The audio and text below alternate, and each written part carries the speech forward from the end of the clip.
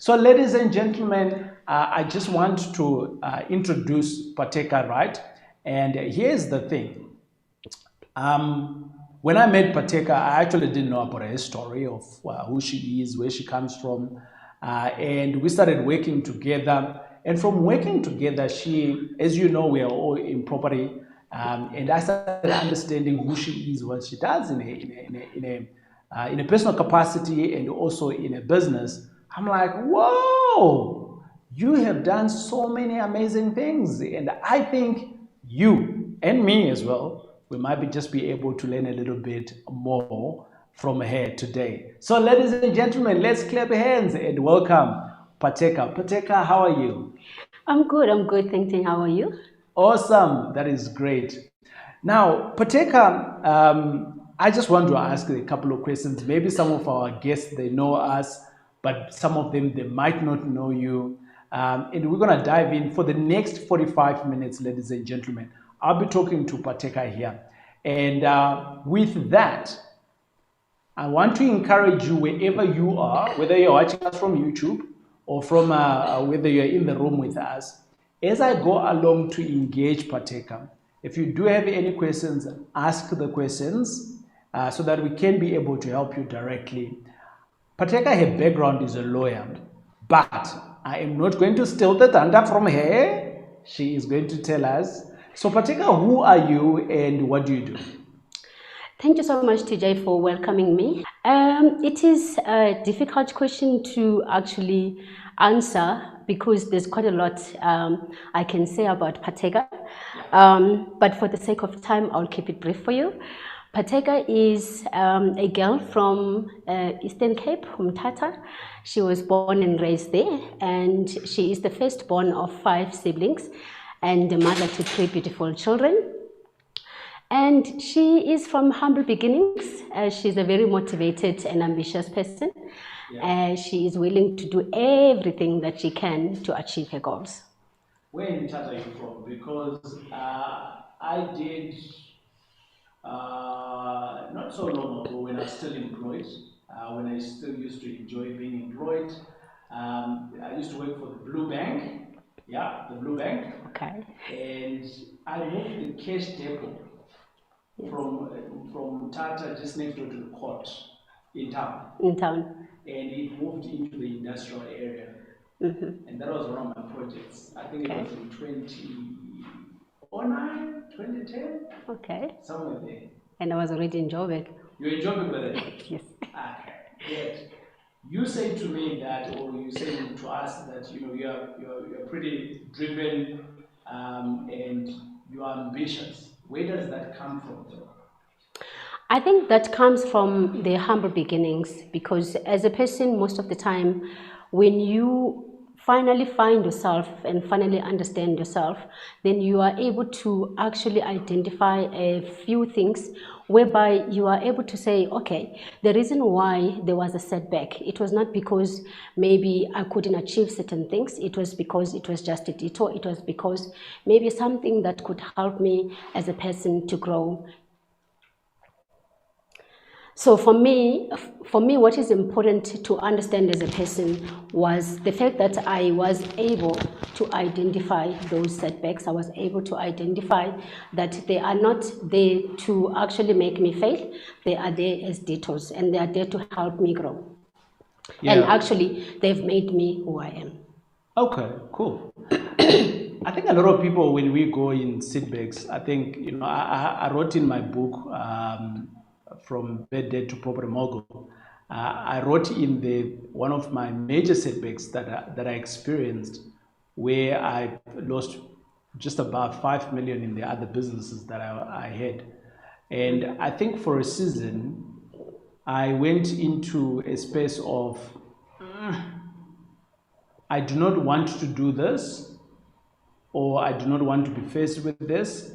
So I went on to the ostrich mode, where I put my head in the sand, and with that, my whole body was being beaten around, by creditors calling me all the time and things like that. Yes.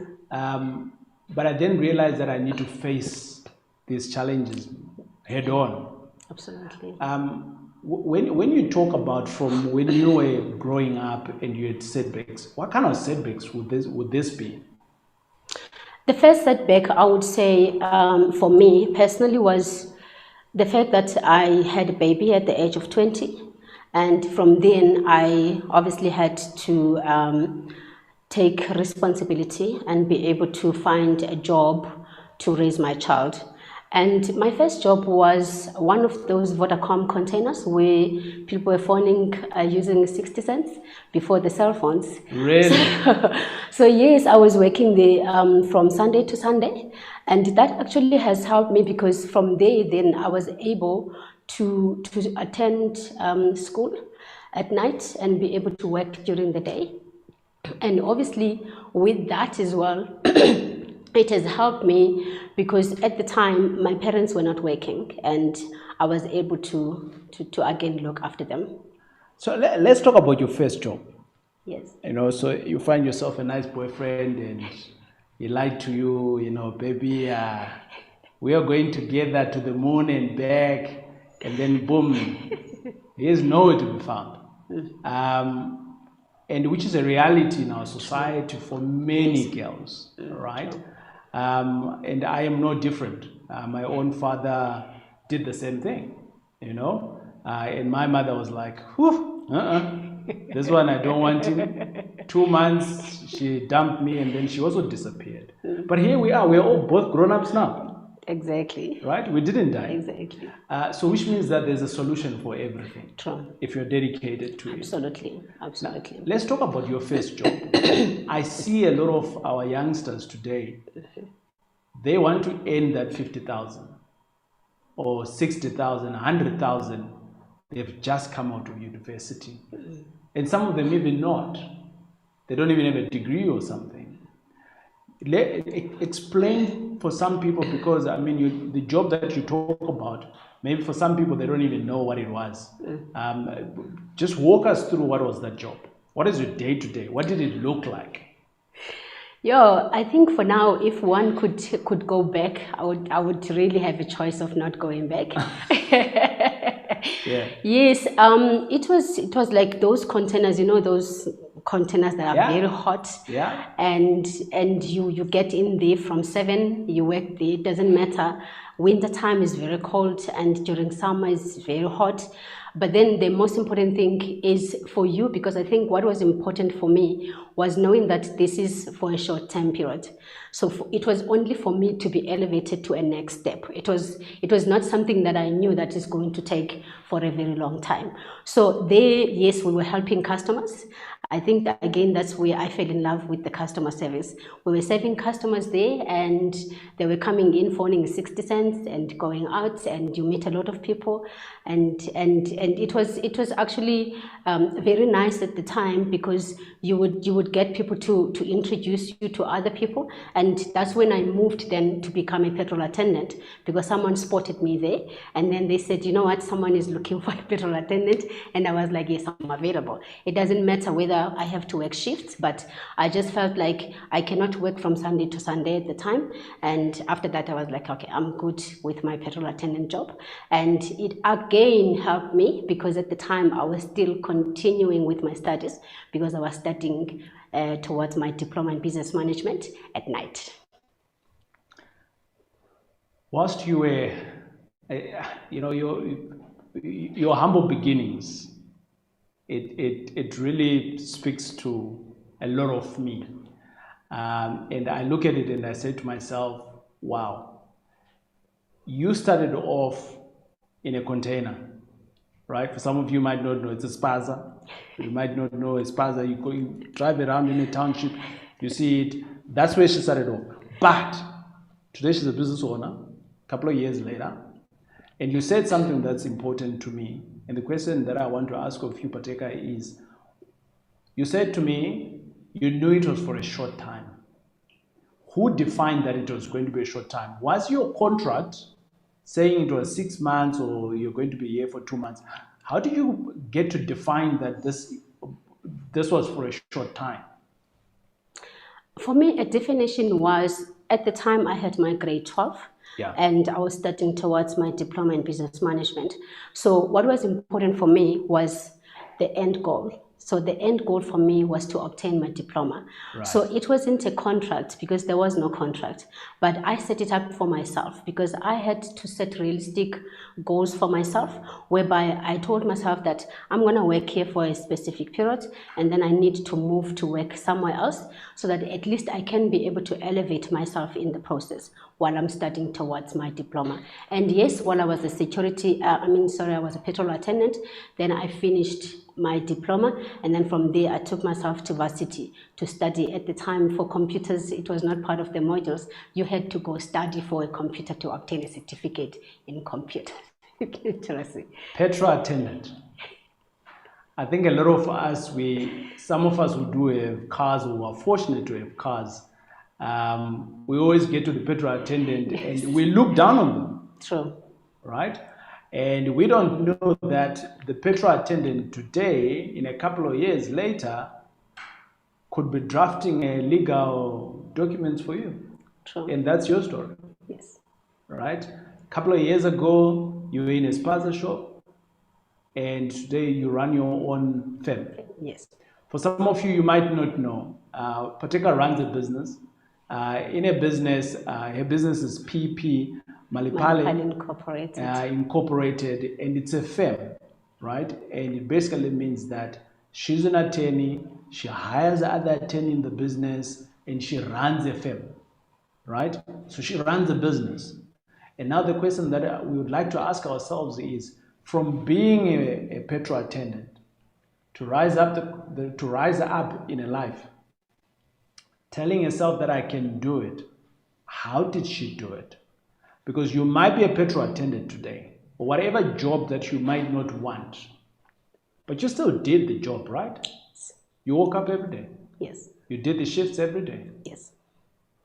Amazing. You had a reason, and your reason was, number one, your baby, and then number two was obviously you needed to put food on the table. Yes. Right. Now, you went on from being a petrol attendant, how did you then progress into the office job? Progressing into the office job, I think, again, what I would like to point out is most of the time when we get employed, people would think that because it's a temporary job, you don't fall in love with that.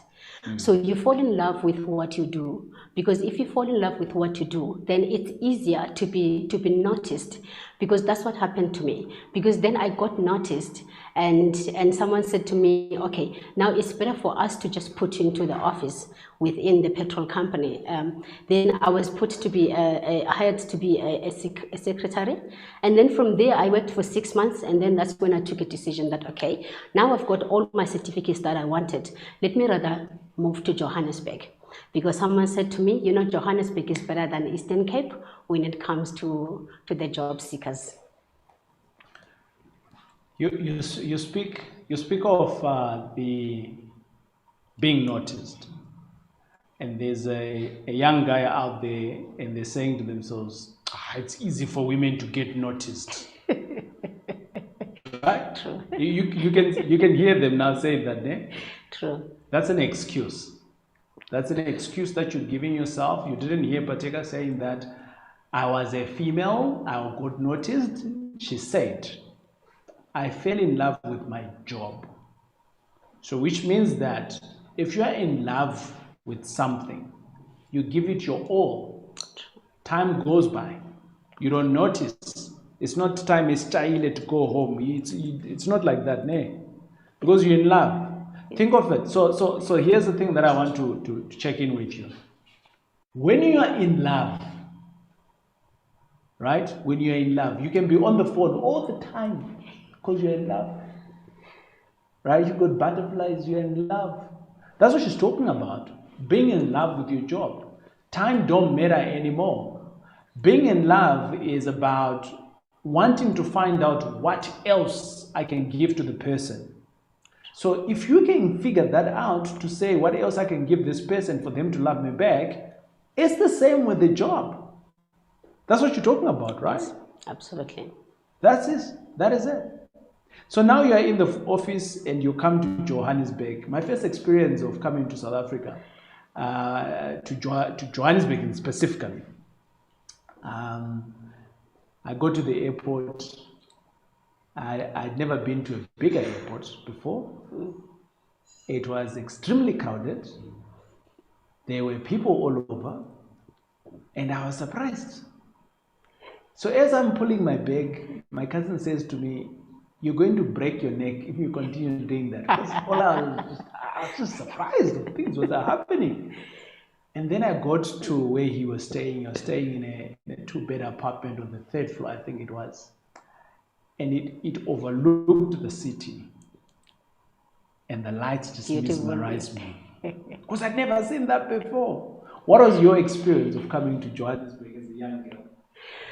Oh, my experience to come into Johannesburg as a young girl. Actually, maybe let's not start there. When you told your parents that now you're going to Johannesburg, and there's other stories of other kids that have gone to Johannesburg, was that acceptable anyway for you to leave?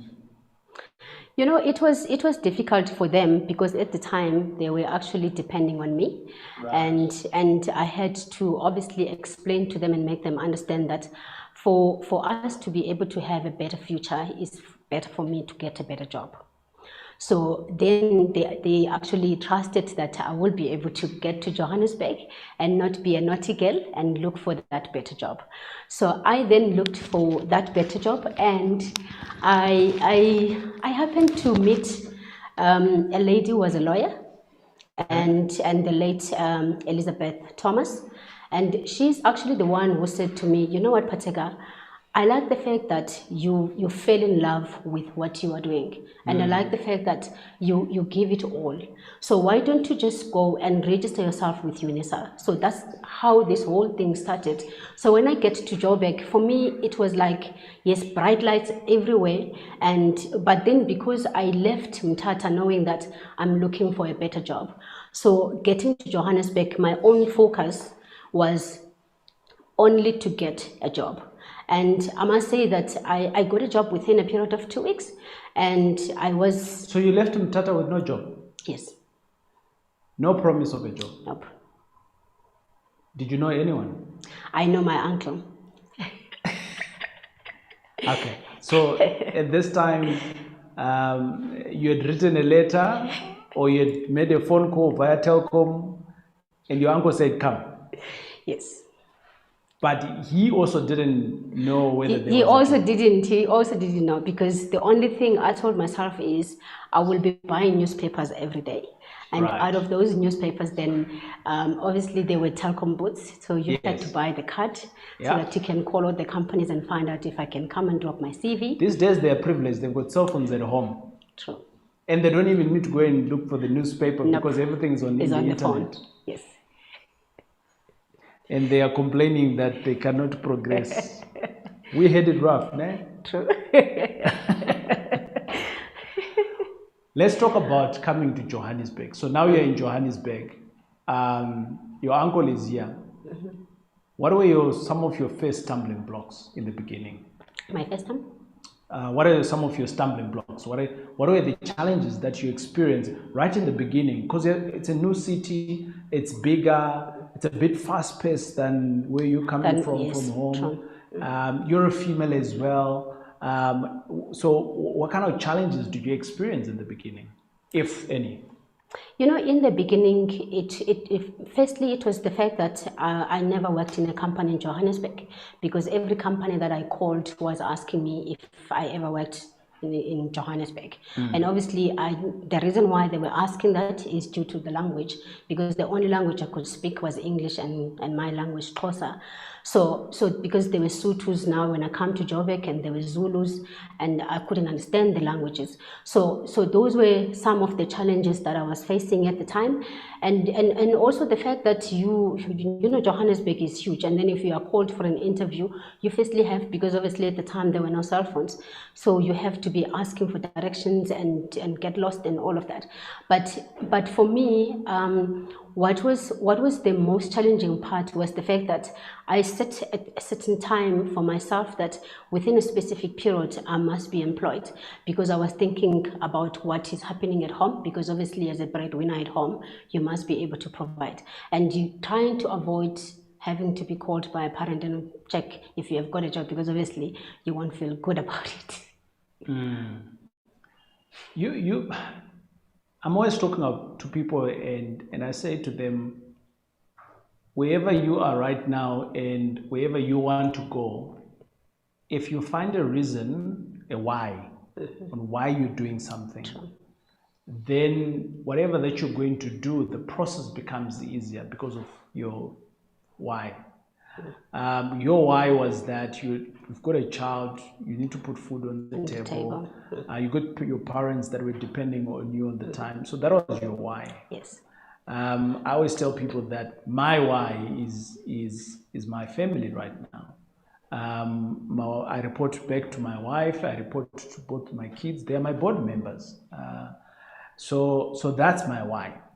Now, when you say that, I think a lot of people find it difficult to find the why. The why. Right? For you at the moment, you now run a business. Yes. When you were employed, you could be able to send money at home. Yes. And look after your parents, and from being a secretary, you became a lawyer. But now you left that. You're like, no, I don't want to do that. And now I'm thinking, hold on. So has your why changed? Or you have achieved it? Which is which now? When I was employed, it was really easy, because at the time you could drop a budget and you could know who am I giving and how much and all of that. And when I took a decision that, okay, it's better to be your own boss, and it's better to start your own company and have a baby and try our best to nurture that baby. I must say the reasons was, one, for me, for comfort, because I wanted to be comfortable and to be able to take your own decisions, and three, to have flexibility in time. But I must mention that when you look at it, it looks glamorous, but it is not as glamorous as it seems. and what motivated me in this case was the client service, because the legal profession, the heart of the legal profession is client service.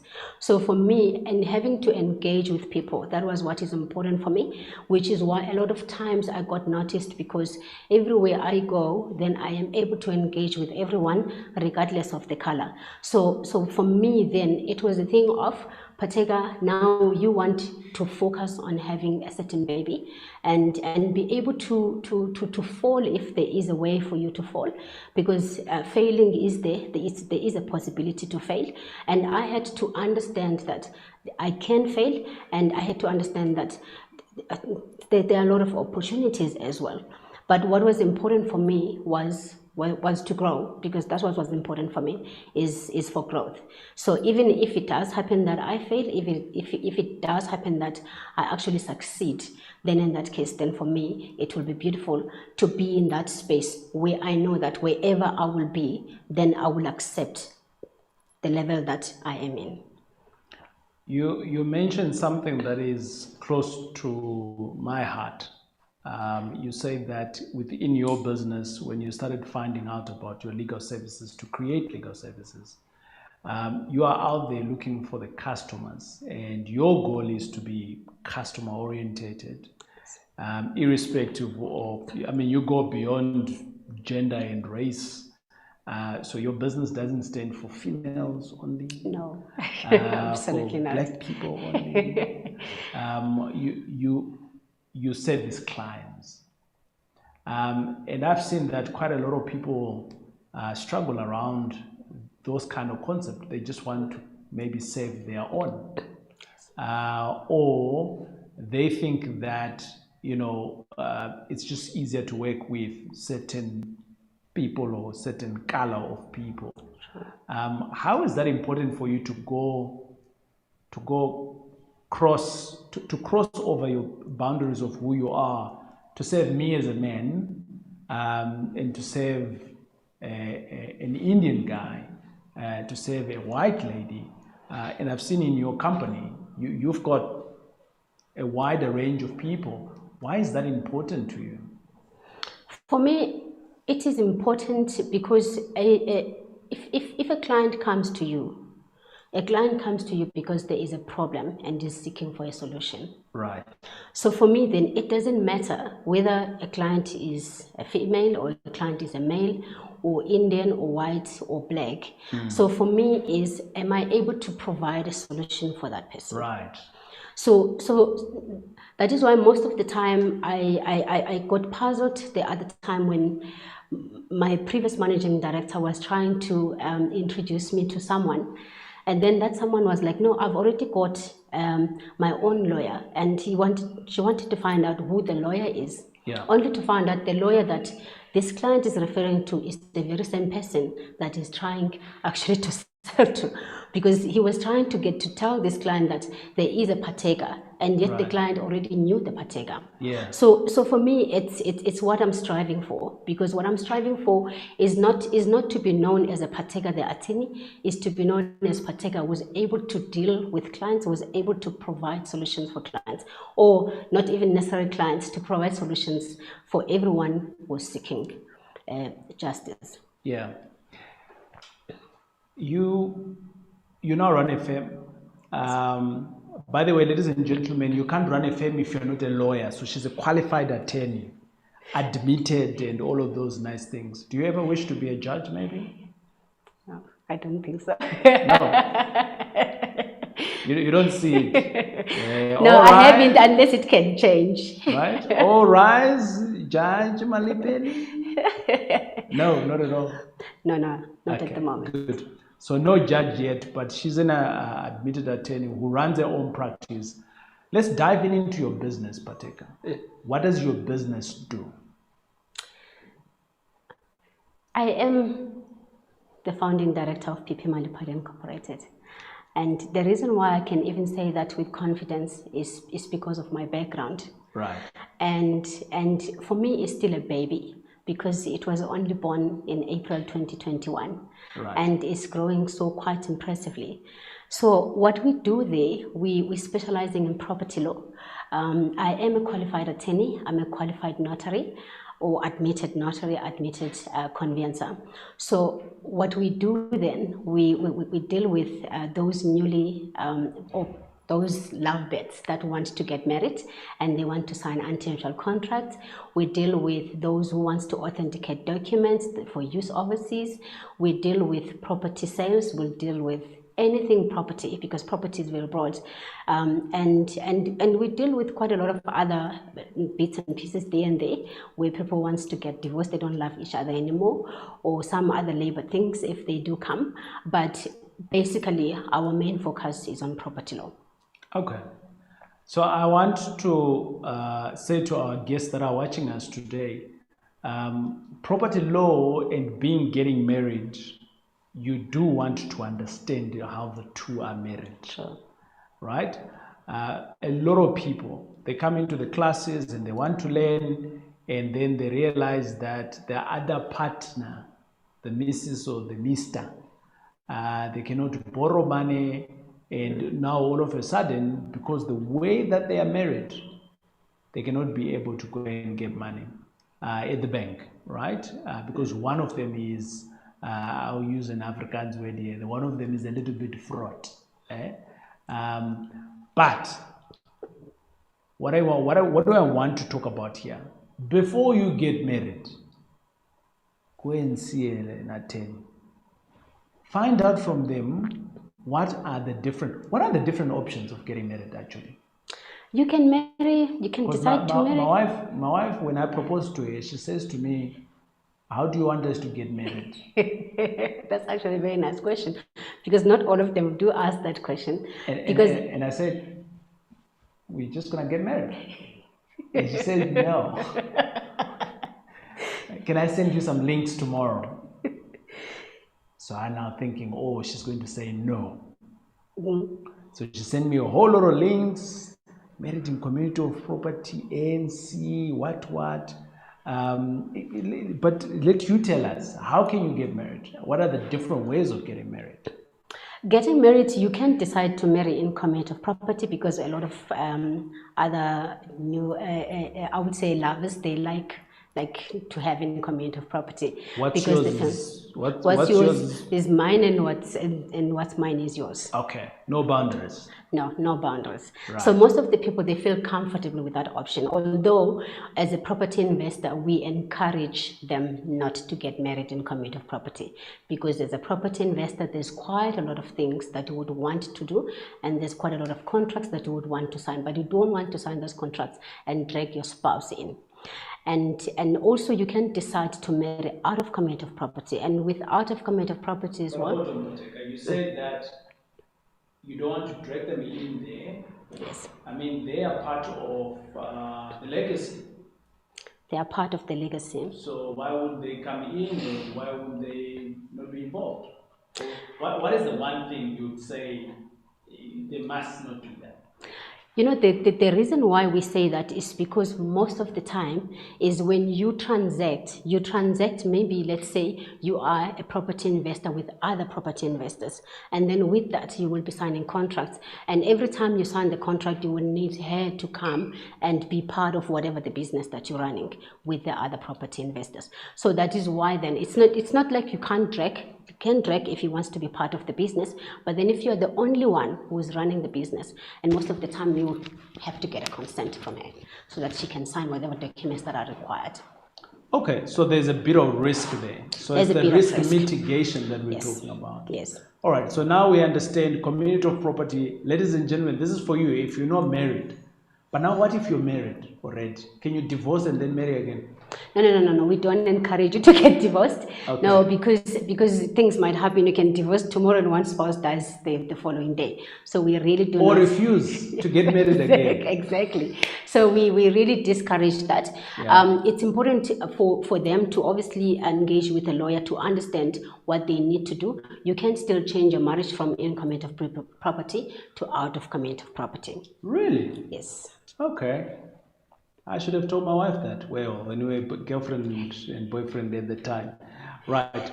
Ladies and gentlemen, the reason why I am talking about this of getting married, a lot of us, we jump into bed with other people and they've got other stuff that they have that we might not know. And then when you get married now you want to progress in your investment, the husband is more driven or the wife is more driven, but the other one is not. And now that starts dragging you back, and you start getting frustrated, and between the two of you, where something that's supposed to be building your future and it hasn't even started, you start frustrating each other. Now, if your marriage is correctly documented, you just go ahead in terms of what needs to be done, in terms of what's contractually right.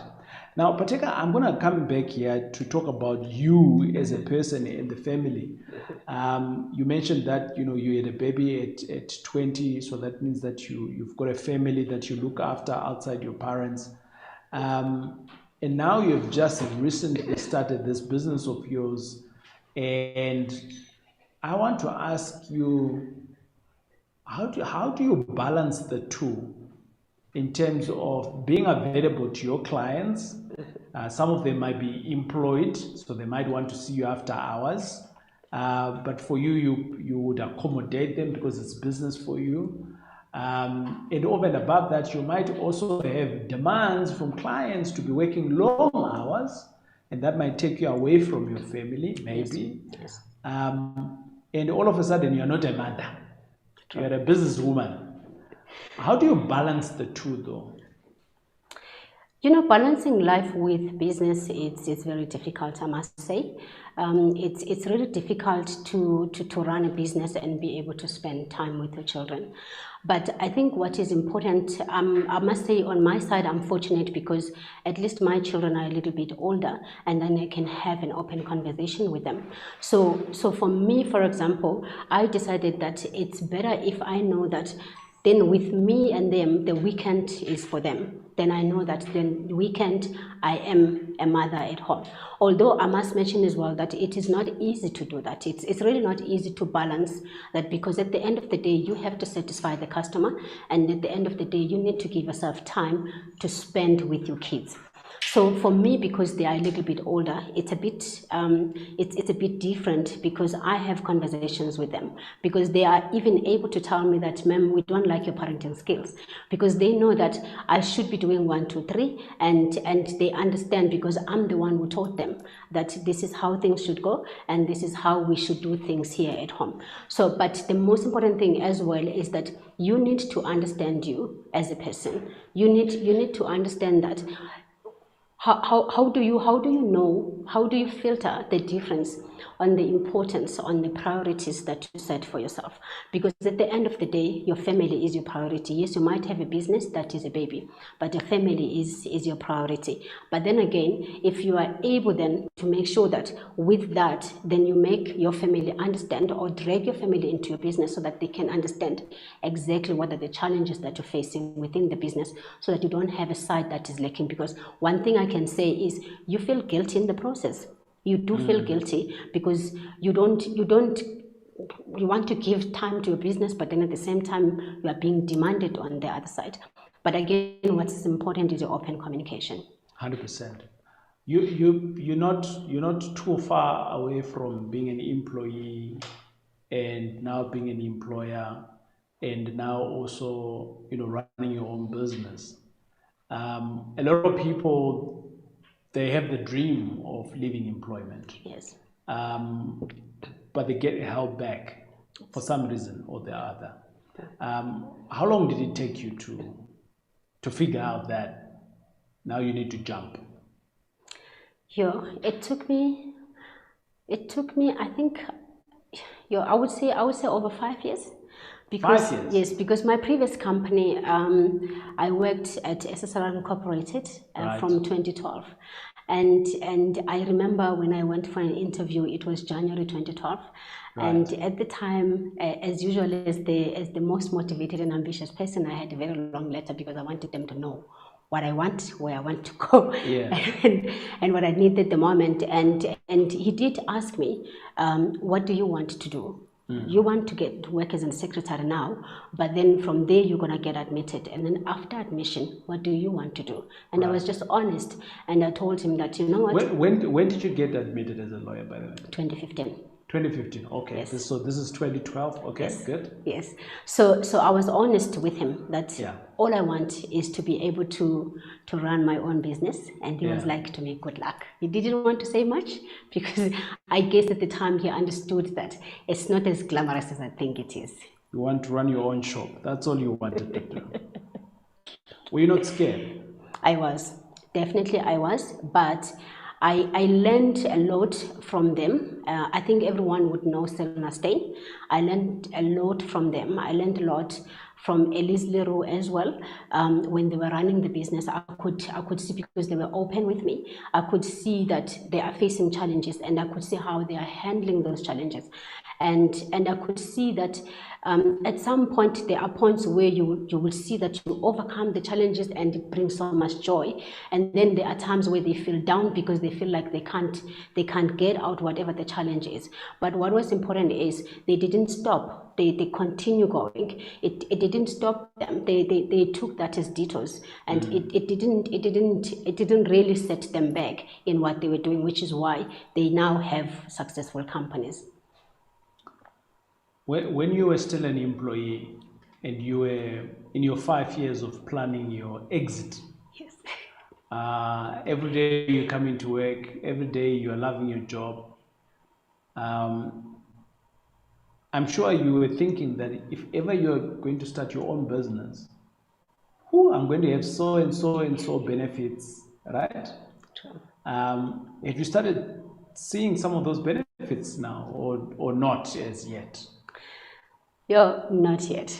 Not Not yet, yet. because I must say when I started studying LLB, Yeah. everyone said to me the legal profession is a great profession, Right. and they said lawyers are earning a lot of money. Yo, I still have to see the money. I also thought that. I still have to see. Yes, true. Yeah. Because I also thought that, you know what, I'm going to earn a lot of money. But you I know, they didn't say that Xhosa girls, you know, they like their benchmark of money is Yes. like. Oh, is it? So maybe that's where Don't you know are. about that. I can confirm. I don't know about that. But I think the satisfaction for me Sure. is what is important now, is that not as much as there is no money, but I am able to provide solutions for people. And 100%. then what makes me at least know that I can sleep at night is when someone calls me and say, Phatheka, this is the problem that I have. And then we sit and we discuss the problem and it gets solved. So that is what actually gives me some sleep. Not as much as I know that come month end, I'll be counting my cents, that is still fine. Yeah. And I think that's the essence of running a business, because as a business, you want to have clients, repeat clients. You want to have a business that is able to have obviously the income to pay for your employees and all of those. And the business then starts to grow from Yes. stage 1 to stage 2 and go on. If I were to look back at the time when you were a petrol attendant or in the spaza shop, with where you are today, and I say to you, what would you give advice to that Phatheka versus what you know now, having moved from Tata, small town, coming into the big city, and seeing what you saw amongst different races, different genders, and all of these things that you have seen in Johannesburg, and with the wisdom that you have now gathered. And I almost want to say that there are some people that are watching us today right now, Yes. who are potentially looking at you like, whoa, you have done amazing stuff to start your own practice. And then there are some others that will say, this is Phatheka, black female. I'm always saying to people, don't look at that. Just Yeah, I'm just also look at that. there's an achievement, and the achievement is there. Don't label it, right? So let's move on from there, because I do feel that this is just a Taurai thing. I do feel that when we start hitting on a race perspective, you kind of like belittling yourself to say, Exactly. So for me, I want to be at par at global level. That's me, right? So I don't want to be the first black, what. I just want to be the first. Exactly. Can I be that guy? Yeah. Right. So having said that, what would be your advice to that Phatheka who was, maybe let's go into the spas. Yeah, my advice to that Phatheka is you must never give up. Doesn't matter how long it takes to achieve your goals. You must never give up on your dreams, and you must find a way to understand you, understand who you are as a person, and you must also seek to be a person that inspire positive change to others. You must be. I remember I was listening to one video where they were saying that as an entrepreneur, you need to be able to empower others. That is the successful entrepreneur. So for me, that's what I've been striving for, to be able to empower other people. And I must mention actually that in 2019 I had an interview with you. I think you'll remember we were talking about installment sale agreements. And what was beautiful about that interview is that it produced 6 candidates who are the mentees now that I'm mentoring, that are writing conveyancing exam this year, and I wish them all the best. So with that is what makes me happy, because I know that I am at least helping other people to be able to have change in their lives. So the Phatheka then that the advice I can give to that Phatheka is, you must never give up. You must understand who you are.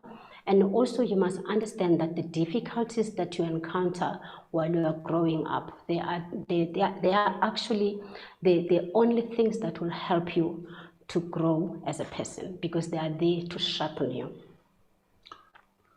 You touched on something that I struggled with for a long time. And when I figured it out, I was then okay with me. The idea of understanding yourself. True. Because if you understand yourself, you can then be able to present yourself to others, or you can then be able to create boundaries. True. And you want to imitate other people. Yes. Now, how did you go that process to understand yourself? Sure. It's really not an easy process, which is why you're saying it also took you long to understand yourself. Because what's important with that is that you need to be able to know where you're coming from as a person. You need to be able to understand how you are raised. Right. You need to understand that you as a person, you have a specific purpose.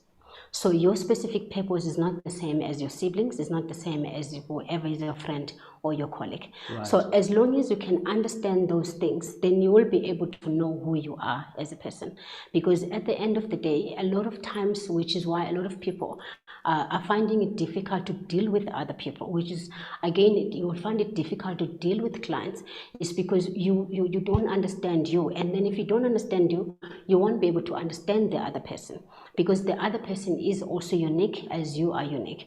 And if the other person, for example, I would mention if you meet a client who's angry about something, he's just upset, and you need to understand why that person is upset, so that you can be able to bring the person back to normality, so that the person can be able to tell you what is the problem.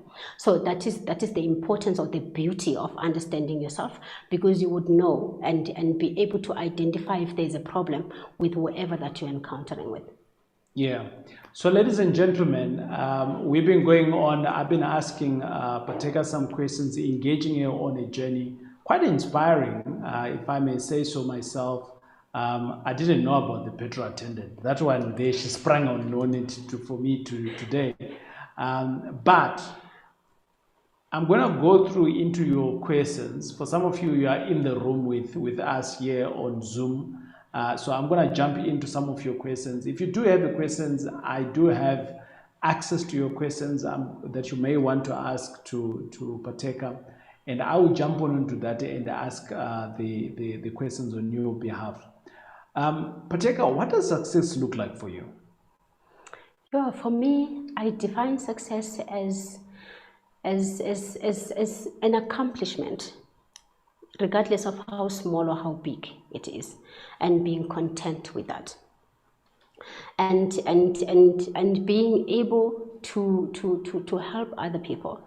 Because as a successful person, I also watched a certain video that says that you cannot say you are successful if you're not able to elevate other people, because your success should be defined on who else. Like something that I was reading yesterday that says you must strive to be worth known, not just to be known as a person, to be known as how you have contributed into the community. So for me, is being able to give back, and it doesn't matter how much you have accomplished as a person, whether small or big, but if you are able to give back to the community, that's how I define success for me. Someone who's online, they say that apparently you do mentorship to not yet admitted attorneys? Yes, admitted attorneys, yes. Right. So you do some mentorship there. Apparently you do it with a good heart. Oh. Such a heart of gold. That's what they say. Not me, eh? That's what they say. That's what you're demonstrating there out there. And obviously it does look like, you know, they are appreciative of your service. So well done on that. Thank you. I'm going to go to a question. Someone's here says, I think this person here is Nashi. Nashi, I have a question for Phatheka. As an agent, I have faced different challenges, right? If I buy a property and it's registered under my name before getting married in community of property, then I get married and I reach a stage that I want to sell that property, but now I am married in community in which I found that my woman doesn't want me to sell it by law. Do I have the right to sell without her signature? No. No. The answer is a big no there, because remember, when you get married in community of property, But isn't this a consulting question here, where someone has to consult? I know, but if you can just briefly say, when you get married in community of property, what mine is yours and what yours is mine. So then in that case, it means whatever that is was existing at the time when we get married, it forms part of the joint estate. Right. So the minute there's a joint that estate, includes the kids as well, eh? Exactly. So the minute you get into the joint estate, then there's no way for you to say, I can do this without her, I can do this without him. No. That's a difficult one, huh? That's a difficult one if you are... So here's the thing, right? A lot of people that come through to my class, I always say to people, you need to understand the rules of the game before you start playing the game. Yes. Because if you understand the rules of the game, then you don't cry foul. No. When the referee says, right? Because that's what's happening now here. Had you foreseen that maybe you may want to sell that property, because you don't know what life is going to be like. So what's the right contract that I should be jumping into? That's the real question, yeah. Maybe you should have signed for a different contract. Maybe they didn't even know that, you know, there's different contracts. So that's okay. Thanks, Nashi, for asking that question. This is a comment from Jabu. Let's go on to this question here. This is a question, statement actually. Oh, no, it's a question. From Jabu Lisile. Phatheka is so graceful and honest. Is that true? Yes. Can we figure out, right? This is a question, I think this is a question to the community and everyone who's online. Okay. Can we figure out how to support her business? She deserves more coin. Right. Okay, great. Awesome. Totally support that. Her website has been shared there. You can literally share it on your social media or wherever it is, and it can go out. Right, another question here that's coming through, and I think this might be my last question to you, Phatheka. Bought 2 properties under our names. I think maybe this is husband and wife. This is from Katleko. Now we want those properties registered under our business. What is the process to follow? So it sounds like Katleko, maybe it's a husband and wife, whoever, they bought properties in their personal name, and now they want to move them into a company. Is that, number one, is that possible? Number 2, what is the process? Yes, number 1, it is yes possible.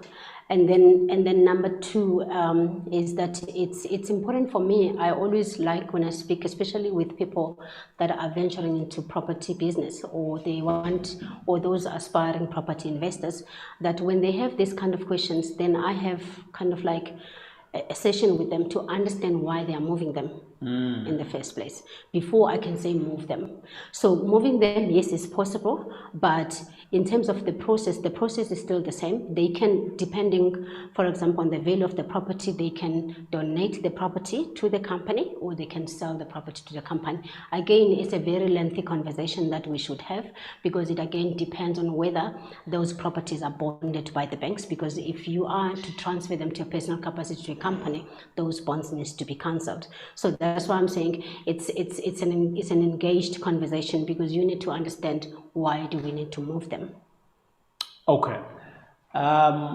This kind of a question, Phatheka, I always say to people, you know, it's similar to the question of, you know, I want to get married, which one is the right wife for me? It's the one that you want.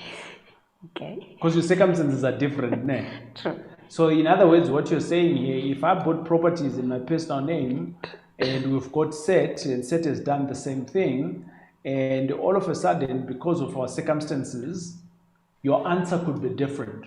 Yes. The journey in which the process in which we can take could be different. There's no one answer for all. No. So if I'm getting married, maybe I'm getting married to a Zulu here, they want lobola, but I'm getting married to the color there, there's no lobola, I just need to find a ring. But I'm still married, ne? That's the answer. Yes. Okay, good stuff. Right. Okay, let me go on to the next one here. Right. My last question to you is, what do you think? I'm going to jump on the last question online, but my last question to you is, what do you think separates people that are successful and those that are not? What's the difference? Oh, the difference is those who are successful, one, they have been in the level of accepting the fact that in life there are challenges, and those challenges, they need to be taken as detours. So you can't think that in life there won't be challenges. So for me then, is being able to fall and be able to get up. Those are the successful ones. And the ones that are not successful is the ones that you mentioned earlier, that you just graduated and you want to earn 50,000. Yeah. Those are the ones. Because those ones, what they are looking for, they are not looking into building something. They are looking into get somewhere. So if you want to build something, you need to know there's a lot of sacrifice. If you want to build something, you need to know that you're going to encounter a lot of challenges. Then the most important thing is you must be able to overcome the challenges. They will be there. You need to understand that failure is going to be there, but you need to be sure that you understand why you had failed in that specific thing that you have failed on. And you need to know that if you then failed, what do you need to do? Because the most important thing is the getting up. Because a lot of successful people, they are the ones who have fallen, but were able to get up. So those who are not, then they are the ones who won. Because for them, it was not on the building part, it was on getting somewhere. And not understanding that to get somewhere, you have to go through that pain. You have to go through that suffering. Yeah, I really like your response there. So for some of you who are trying to figure out the different structures or how you should be buying properties, or you've already bought properties and you're trying to figure out how can I work around it, we're going to be running a 2-day workshop. Within that 2-day workshop, it is centered specifically around which kind of strategies work for you. And we're going to work through that in a very much practical ways in which you can do it here in South Africa. Because I can buy a property in my name. It does not mean that it's wrong. But I'm going to give you an example. If I'm unemployed, I get into a deal with Phatheka today, and Phatheka, she's my investor. From a tax perspective, it's got zero implication if it is, let's say, below R1 million, because I'm unemployed if I make 200,000 out of it. So, but there is a risk for Phatheka, but does she understand that? Is she giving me a loan? Is she not? Is she a partner? How are we structuring that? Now, that's a different structuring, right? So you're taking advantages of some of the things that are there. So buying properties is not just buying properties. There's many things that you need to consider as you go along, right? So if I've got a company, right, should my wife be a director, or should I also be a director on that company, right? And should we buy our home in that company? Again, all of these things are all structures. And then someone will say, but you should buy in the trust. Why? And within this workshop, we're going to be diving in to talk about different scenarios where you should be considering different structures. All structures are good when they are utilized for the right circumstance. And that's what we'll be diving into. All right, good stuff. My last question online. The guys that are online, thank you very much for your contributions and asking the questions. You are learning, you are staying engaged, And out of this, in the next 2 minutes, when Phatheka has answered this question, we are going to close for the day. Right. Bizin Motlake has asked the question, says Phatheka. You know when there's a Sis Phatheka, it's like great respect and gotta answer this question. For people investing in property and have community of property marriage regime, is there a way for one party buying the property without the other under a registered business? So you are registered in community of property. The one is now have a business, and they're saying, can they now buy properties in the business? Yes, you can. But the trick then is, when you then go and transfer, yes, you're obviously using cash. Because if you buy cash, then it becomes easier. But then if you have to go and apply for a loan from a bank, then obviously the bank will firstly check, because you have to stand surety. They will check how you are married. Right. Then if you are married in community of property, then you don't have an option. She needs to sign together with you. I've got lots of friends that in community of property, they say they are single at the bank.